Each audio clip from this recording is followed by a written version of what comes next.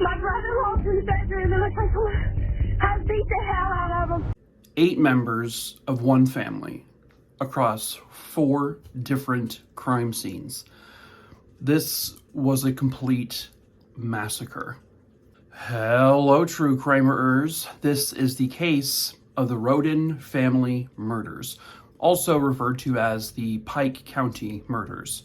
Viewer discretion is advised.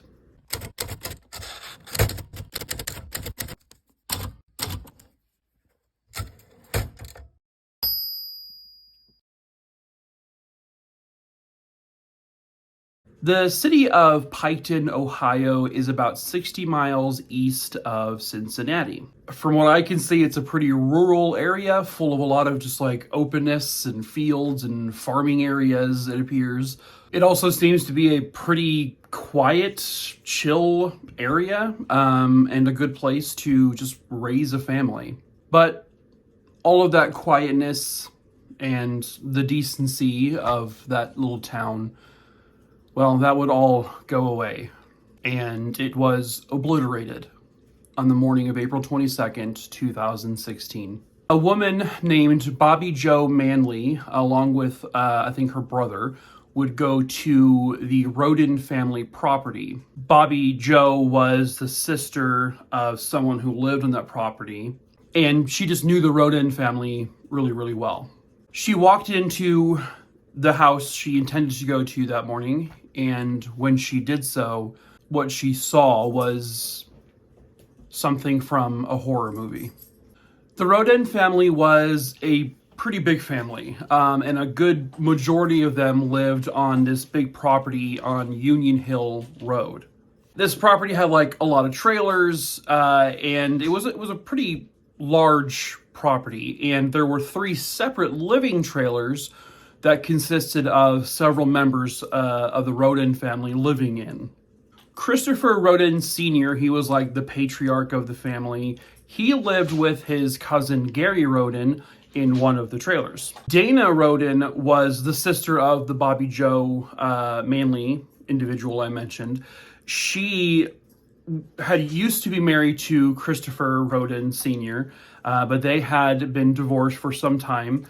The 2 of them had a few kids together. All of the kids were teenagers at this point. Dana and Christopher, they still got along well. They were friends, and they just did whatever they needed to do to make sure that their children were well taken care of. Now, Dana lived in one of the trailers with 2 of their kids, 16-year-old Christopher Jr. and 19-year-old Hannah Roden. Their oldest child was named Clarence Frankie Roden, but he would just go by Frankie to everyone. He lived on the 3rd trailer on that property with his now fiance, Hannah Gilly. Yes, there are 2 different Hannahs in this story. And then roughly about 10 minutes or so away, a couple miles away from this property, another family member named Kenneth Roden, he lived on his own trailer property. And Kenneth was Christopher Sr.'s older brother. And then he lived on Left Fork Road. So Dana Roden was considered a very loving and hardworking mom. The 37-year-old mother, she worked at a nearby rehabilitation center. And it was called Hillside Skilled Nursing and Rehabilitation Center. Her patients thought she was the absolute best, called her nothing but just the sweetest thing. She would always provide like food for them. Like she would have like little pizza parties for her patients, and she was just really well loved there. And she was also a really beloved mother. Her kids adored her. Dana was said that she was the type of person who would do literally anything for her kids to make sure that her kids were safe and well taken care of. Christopher Sr. was considered a very quiet person, but at the same time, he was just a really a fun dad and a loving and doting father and grandfather, because he had some grandkids. He did a lot of work in construction, and he was actually one of the people to help build the Big Bear family resort, I guess, nearby in Ohio. Described as very hardworking, Christopher Sr. was someone who just wanted to make the money he needed to make to financially make sure his kids were taken care of, and his grandkids. 16-year-old Christopher Jr. was a freshman at the Piketon High School. He had just celebrated getting his driver's license shortly before this event takes place. He was considered very small in stature, but very big in voice and personality. He was known to be a bit of a rebel at times, getting in some trouble from time to time, and he loved going to parties and just having a good time. 20-year-old Clarence Frankie Roden, or just Frankie, he worked at the nearby McCoy lumber yard, and he just loved to hunt, and he especially loved his children. He was the father of 2 kids. He had 3-year-old Brentley and then 11-month-old Ruger.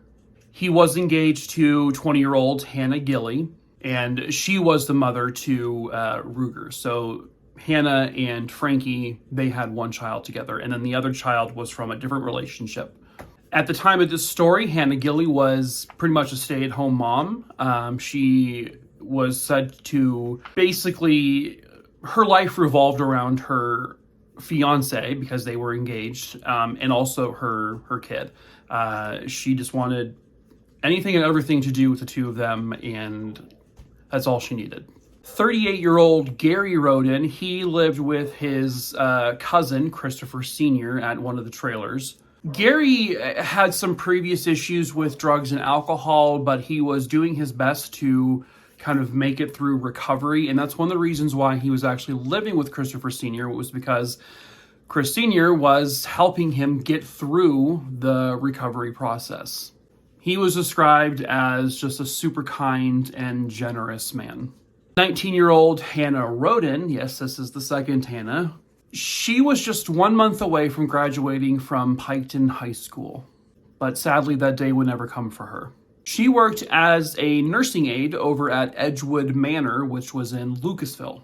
And she worked that job because she needed to support her 2 kids. She had a 2.5-year-old Sophia, and she had a 5-day-old baby named Kylie. Kylie's father was different from Sophia's father. Sophia's father was named Jake Wagner, and then the 5-day-old baby was from her current boyfriend. Finally, 44-year-old Kenneth Roden, he lived away from the family just a bit, a couple of miles away, at his own property. He was a loving and doting father of 4 adult children. He also had 4 grandkids. He worked at the nearby U.S. Utilities, which was in Columbus. And along with all of the amazing kids and grandkids in his life, he also had his beloved 4-legged best friend, a pit terrier mix named Brownie. And before I forget, Brownie is left unharmed in this story. So a lot of people ask about the animals involved. So the quiet community of Piketon would be forever changed on the morning of April 22nd, 2016. Bobby Jo Manley was going to visit the Rhoden family when she knocked on the door of Christopher Sr.'s trailer and got no answer. She called out for him. She got nothing. Then she walked inside because the door was unlocked. And what she found was shocking. And then she made a 911 call. There's blood all over the house. Okay. My brother-in-law's in the bedroom. It looks like someone has beat the hell out of him. Both Christopher Sr. and Gary had been shot dead. Their bodies were lying pretty close to one another. After calling police, Bobby Jo and her brother, who was there with her, they ran to the next trailer, which belonged to Frankie and Hannah Gilly. She also walked into another bloodbath. She found their toddler. He was actually alive and unharmed, lying on the couch. And then when she walked down towards Frankie's bedroom, she found Frankie and Hannah lying in bed, blood everywhere. The 2 of them had also been shot to death. Lying in between them was their 11-month-old baby. He was covered in his parents' blood, but he was alive and he was completely unharmed. So at this point, Bobby Joe, whose sister is actually Dana Rhoden, she's freaking out. She's panicking. They call 911 to report these murders. And then she's sprinting down to Dana's trailer because, she's now thinking the worst. Even though the worst has already happened, she's thinking this is about to get way worse. So her and her brother, they managed to get inside Dana's house. And unfortunately, it's more of the same. Dana, along with her 2 teenage children, Christopher Jr. and Hannah, are all shot to death. Hannah's 5-day-old baby was found essentially in Hannah's arms, but the baby was also left unharmed. The baby was okay. Her 2.5-year-old child was not in the house because she was actually already with the father, Jake Wagner, at the time of this. Not too soon after, the other Rhoden family members were trying to get a hold of Kenneth to let him know what happened. So they couldn't get a hold of him. So then they go to Kenneth's trailer. They knock on his door, gets no response. They hear the dog barking, but Kenneth is not responding. So they manage to get inside his trailer. I just found my cousin with a gunshot wound. And unbelievably, he is also found shot to death in his trailer.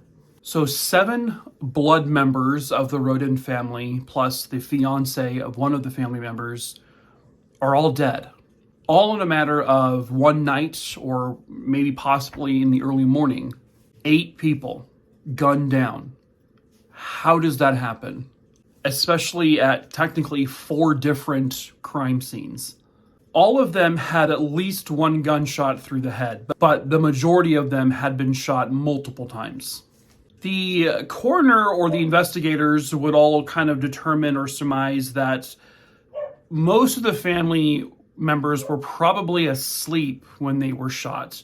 The only person they couldn't say for sure was asleep was Christopher Sr. because he had a gunshot wound through his arm that would indicate that he put his arm up in a way of like just trying to defend himself.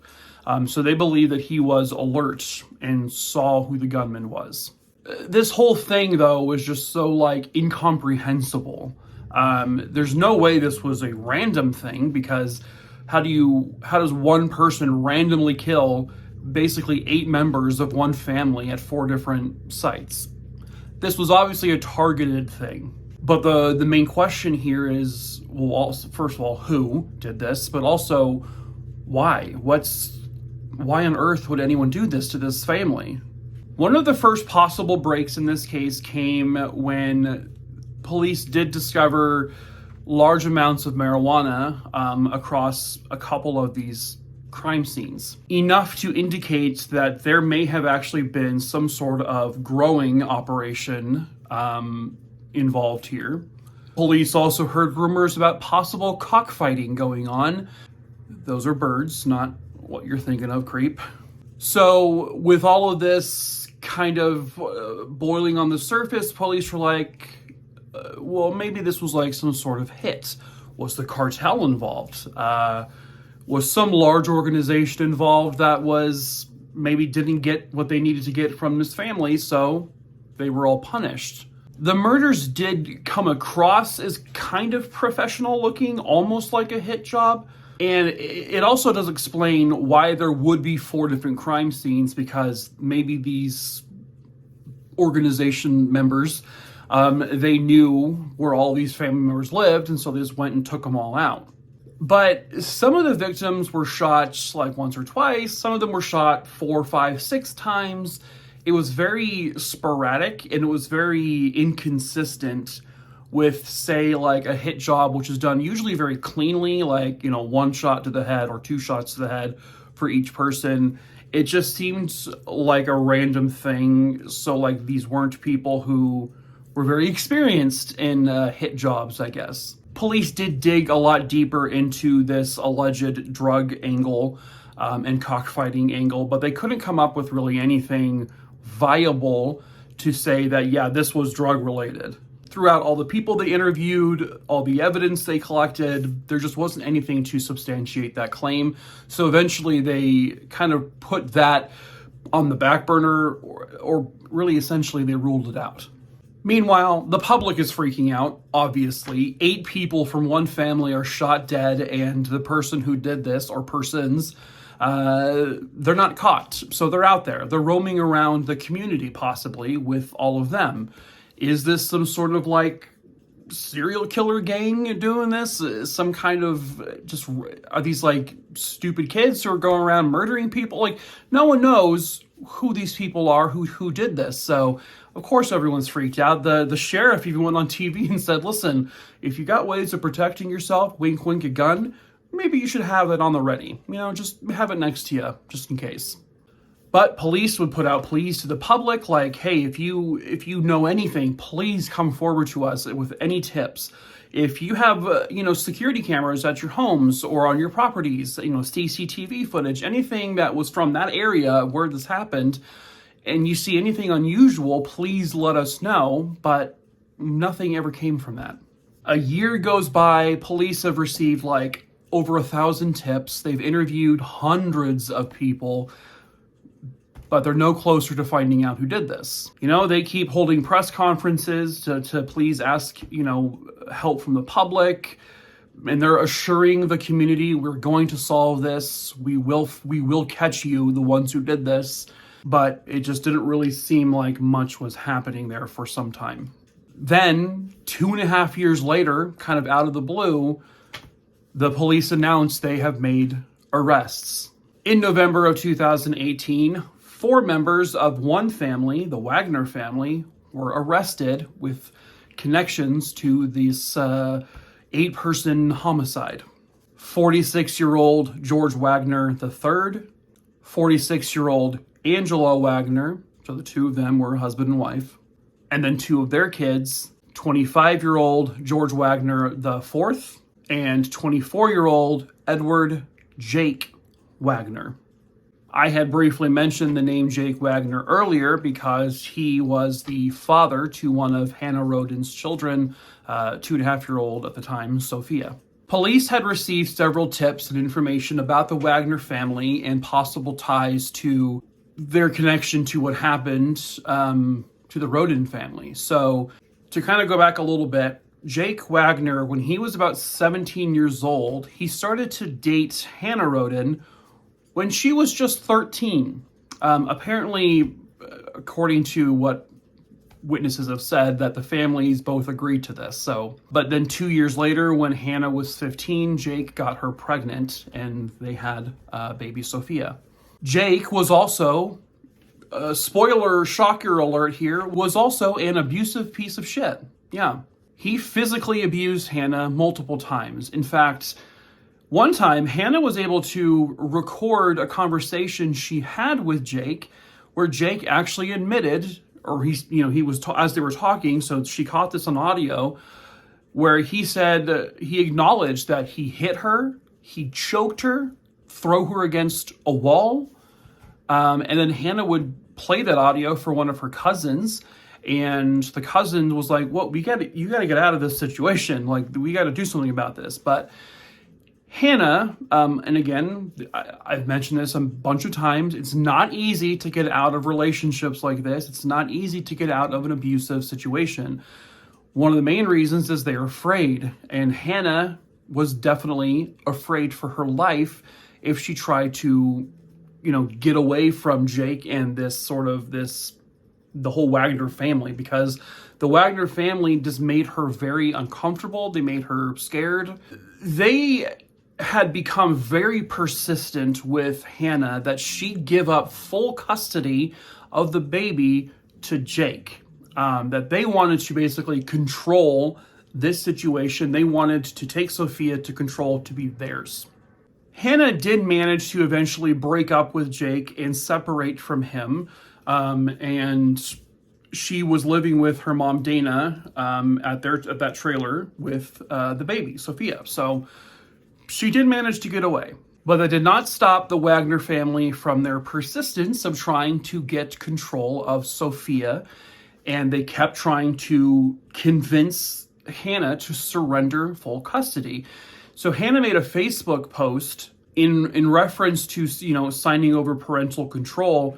She made the post that just said, "They will have to kill me first." Police then found documents in possession of the Wagner household.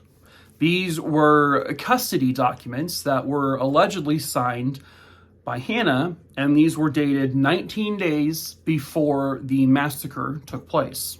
After looking deep into this document, they would discover that this document was actually fake and it was forged. And it was actually forged by Angela Wagner's mom. Her name was Rita Newcomb. Police then got copies of the cell phone data from pretty much everyone, but they were looking specifically at like Hannah's and Jake's cell phone messages, text messages, phone calls, that kind of thing. And they uncovered some pretty damning texts. Before their daughter was even born, Jake texts Sophia this. He said, "I done told you she is living with me. You can live with us or not. That's your choice." Hannah basically would tell him, "It would be your worst mistake, Jake, to try to take Sophia away from me." He then says to her, quote, "Hannah, I'm telling you right now, make a choice and make it now. If you do this, it's over. And I'll take Sophia, and if I have to, I will do so by force." So over the course of 2 years, they had this like back and forth texting war, phone call war, that just got uglier and uglier as it went by. In March of 2015, Hannah would text Jake, "I don't want to be with you. You hurt me." Despite all of this information coming out, the Wagner family said, "We had nothing to do with the Rhoden family murders. Nothing to do with it. Don't look at us. Go away." And they actually ended up picking up and moving all the way to Alaska. The Wagner family, shortly after the massacre, they all moved away. That's nice. And this, by the way, included Hannah's baby, Sophia. The prosecution and detectives were all continuing to build their case, even though they had basically arrested 4 members of the Wagner family. But before they could go to trial, they really needed to have a solid case. But a bit of a shock would come in April of 2021. I am guilty, Your Honor. On April 21st, 2021, Jake Wagner would plead guilty to 23 counts related to this massacre, including 8 counts of aggravated murder. Jake Wagner had confessed to the murders, and he did so under a plea agreement that would see him not get the death penalty. That's the main reason why he did it. And he also had to agree to testify against members of his own family. He did agree to do that. And the plea agreement also meant that the other family members, if convicted, would not get the death penalty. A few months prior to the massacre, the Wagner family began to conspire to take out members of the Rhoden family.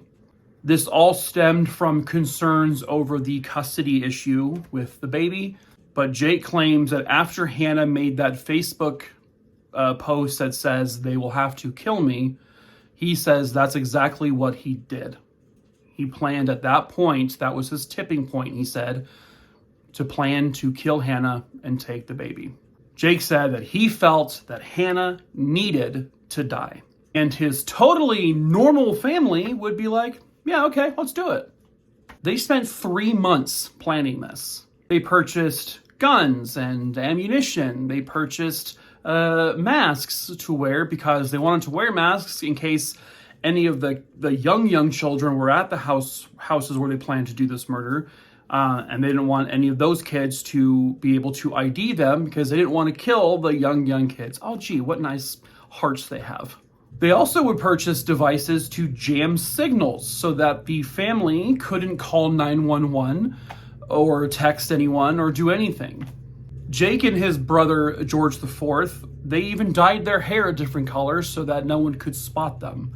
When it came to the ammunition, by the way, that they had purchased, police would down the road later confirm that, because they had a bunch of shell casings found at the crime scenes, those shell casings would match ammunition that the Wagner family had in their house. It was like exact match.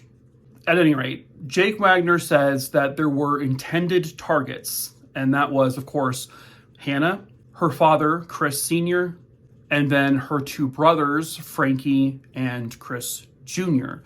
The rest of the victims were essentially killed because they would be witnesses. The only one I was sort of confused by is Kenneth. Kenneth would not have been a witness to any of the murders because he lived way off property.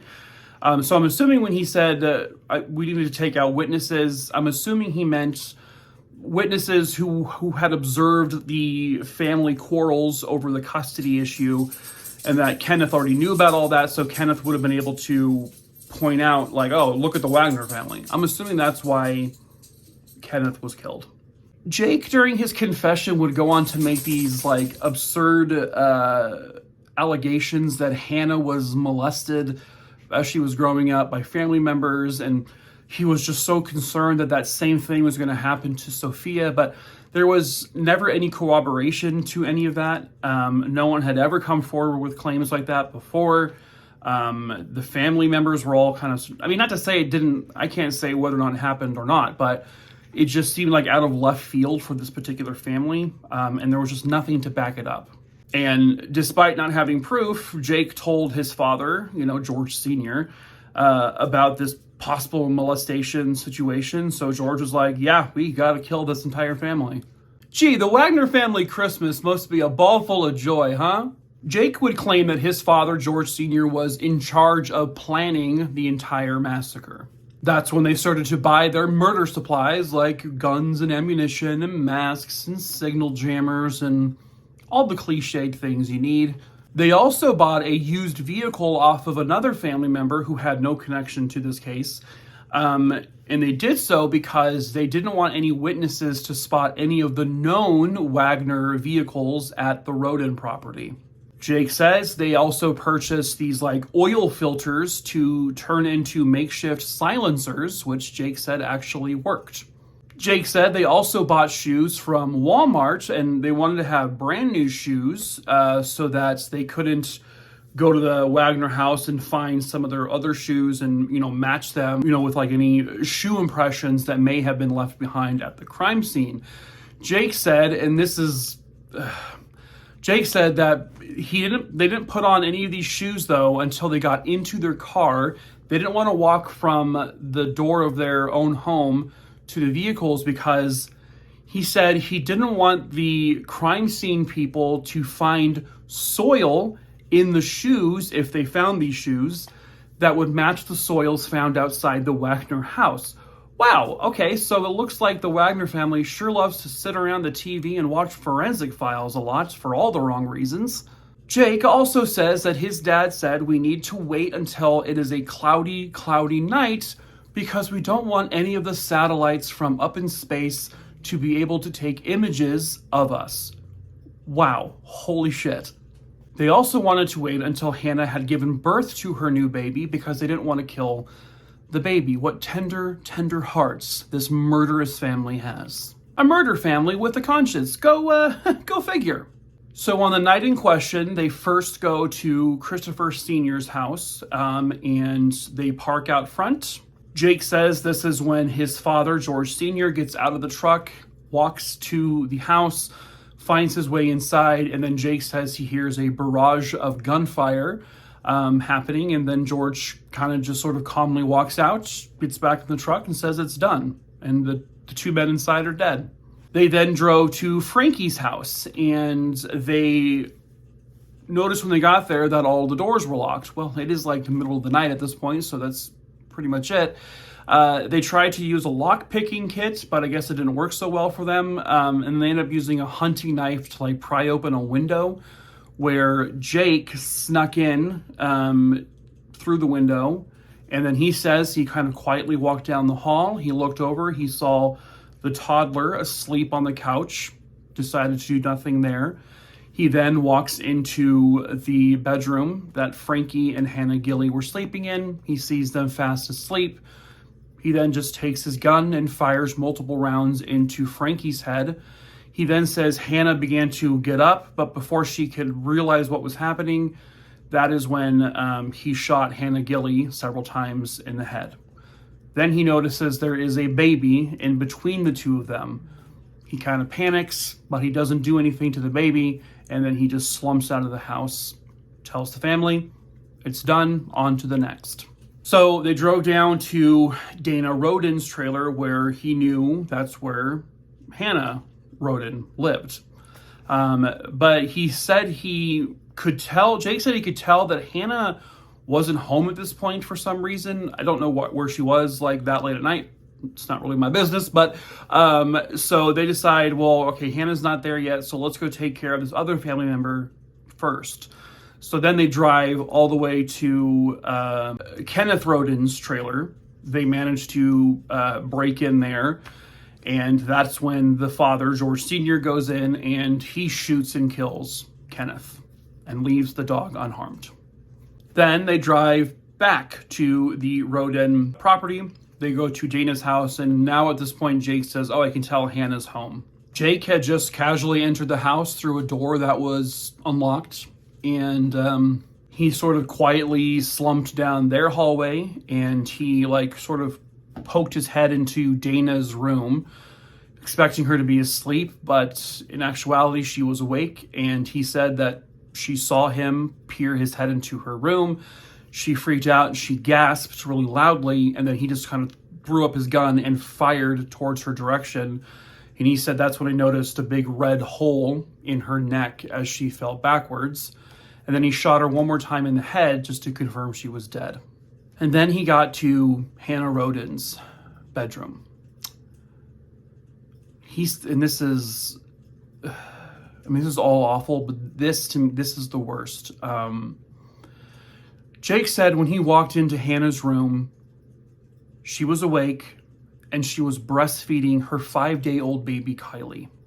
Without saying anything, without an argument or a conversation or anything, he fires a round into Hannah's head.